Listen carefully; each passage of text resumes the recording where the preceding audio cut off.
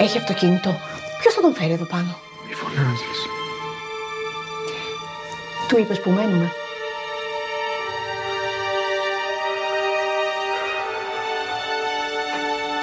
Ελπίδα.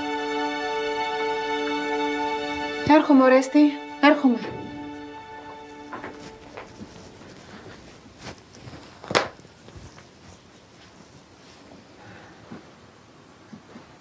Του γεράσατε.